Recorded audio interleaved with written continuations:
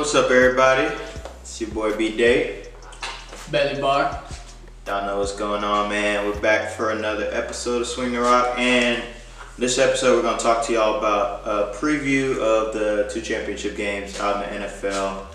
AFC, we got the Patriots going into Arrowhead to play the Chiefs, and in the NFC, we got the Rams taking on the Saints in the Superdome.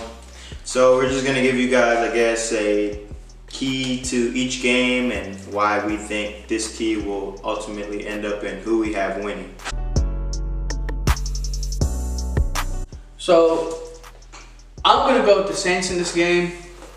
I think they're just an all-around better team, more explosive. And last week, you may think this is because the Rams beat the Cowboys, and I'm just still not over that yet. But I think the Saints coming out and being down 14-0 at the very beginning of the game, and then coming back and just completely reminding everybody like we're the number one seed for a reason. I think that proved that they're the real deal. Michael Thomas, as good as Aqib Talib is and as bad as Marcus Peters is, he's gonna have his day. Whatever he wants, he's probably gonna get. Drew Brees, we know, is gonna look at him. Yeah. And even though the Rams did a good job of stopping the Cowboys' running attack, I think it's a lot different this week because it's two people running at you, and they're both. Kamara's an elite pass catcher. Ingram can catch the ball. Not quite as good as Devontae Freeman, but it's a whole different argument. You make Drew Brees throw the ball. That's what they want. So I guess what I'm trying to say is if the Rams defense was going to make the Saints one-dimensional, they have to make them pass first because their corners aren't good enough to make them run only. So I think in that case would make the Saint fit into the Saints' hands. Okay, so I guess then that might be the same point I have, and I guess I believe a little bit more in the Rams because, like you said, their corners aren't good enough to make Drew Brees not throw the ball. Like, that's not going to happen. But I do think Aqib Talib is a very physical corner, and he matches up well physicality-wise with Michael Thomas in terms of just physicality, strength at the line of scrimmage, stuff like that. And then that will hide Marcus Peters on whoever the number 2, Ted Ginn. In him hiding and knowing Ted Ginn is probably only going to go vertical, that'll help Marcus Peters a lot. I really believe in Donald, and I really believe in Sue having back-to-back good weeks. I know he doesn't. That's not happening. I really believe that it will, and I believe that they can make the Saints offense a little more predictable. Sue hasn't had good back-to-back weeks since Nebraska. Like, I think we're both along the same lines. I guess I just have the Rams being more successful at that. And then another thing to look at on the other side of things, I want to see if Eli Apple can hang with Robert Woods or Brandon Cooks. Whoever he gets lined up with is better than They don't switch? I don't know if they shadow. I don't know if they shadow. I don't know either. But I know either one of those guys are better than Eli Apple by quite a margin. Yeah. So I would assume if they do shadow, he would get Robert Woods. Right. So that's the thing to look out for on the other side of the ball. And I just have more faith in.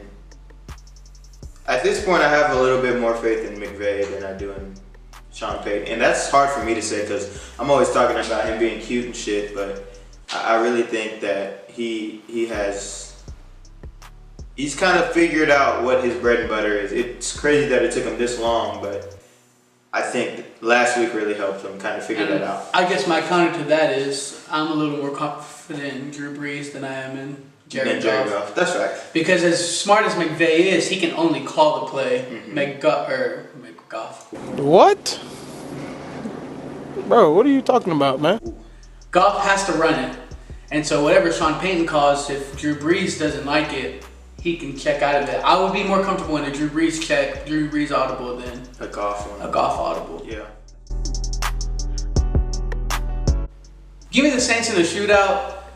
Probably something 38-35, something crazy like that. Something like week 8. Something that, don't be surprised if a team gets into the 40s and the other team's in the high 30s. Yeah. Something along those lines. You're definitely taking it over.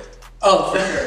Yeah, this is going to be Big 12 shootout. As good as as good of players that are on both sides or both teams' defenses, I don't think it matters. These offenses are too good. Coaches are too offensively genified. I don't know what the word. They're something. Yeah. They're gonna find a way to score. Both of these teams are. I think I'm along your lines. I'll probably lower the scores down, but I'll say Rams 31, Saints 27. It would be some weird score like they had to kick 2 field goals or something like that. So 31-27. Don't be surprised if it comes down to Greg the Leg hitting one and Will Lutz missing one. Tom Brady and the Patriots taking on Patrick Mahomes, the MVP, and the Chiefs. Okay, I had to leave that dramatic pause in there because some people out in New Orleans think Drew Brees should get it. Funny, right? Comical almost. I even took the Saints, and I know that's funny. I'm gonna go ahead and roll with the MVP, man. I think hottest player on the field, along with better talent out wide, gets it done for him. Not to mention that they're at home. So those 3 components, I have to take the Chiefs. I think the Patriots have the better coach, fact. But like you said, there's only so much you can do about talent on the field. And I think Tyreek Hill, Travis Kelce, and Sammy Watkins are better than any 3 weapons not named Gronk. And hell, even this year, Gronk ain't really been Gronk. Gronk hasn't looked great. Yeah, so as far as that goes, I think there's a better Chief to Patriot comparison on every aspect of offense. Defensively, I think the Chiefs are kind of starting to get it. If they can limit the Patriots' rushing attack that looked so good last week, this game might get ugly. If they can hold Sony Michel and James White down, this game might get ugly. Yes or no? I'm taking the Patriots in this game. To your point about there's only so much a coach can do, I'm going to use that for my point. If we're to take the coaches out of the equation regardless, who's honestly the better playoff quarterback? Playoff quarterback, Tom Brady. Yeah, so it's just not debatable. And we both know, everybody at home knows, Andy Reid's one for flopping come playoff time too. He didn't flop in the first playoff game, so he's due. If he didn't flop in the first one, must mean the second one's coming. So I'm going to take that. And mind you, we're still talking about Tom Brady and the Patriots now. We are still talking about a dude that's what? They've been to like 8 straight AFC championships. That's like they're not here for for luck. We're here because we know we were going to be here. Out of the game. Maybe it's not Tyreek Hill, but they'll take one of the 3 they people. They do. They always take one person completely out of the game. If it's not Tyreek, it's probably Kelce. They're going to take one of those 2 completely out of the game. They won't mean anything to the offense. And then it's just up to the other person. Which either one, whoever it ends up being, I think the Patriots defense is good enough to rally around stopping that one person. And mind you, in like the past 6 weeks, the Patriots have a top 3 defense. Something like that. Something, maybe it's top 5. It's something very good. Yeah. In like the last 6 weeks of the season, they found it. The Chiefs are getting there. The Pats just got there right now. I got you. So that's why I'm gonna have to take the Pats. Those reasons. I like that, man. Score prediction. This was not going to be as high scored, even though both of these teams are super prolific on the offensive end. Give me 24-18, something like that. 24-18, 24-21, something in there. But I got the Pats on top. I'm gonna go Chiefs. I think the winning number is 24. I'm gonna say 24-20. Once again, they hold them to 2 field goals instead of touchdowns. And I just really think that home field might be the edge, but you know, Arrowhead is tough. But if there's a quarterback to overcome that, it's Tom Brady. It's Ugg boot wearing Tom Brady.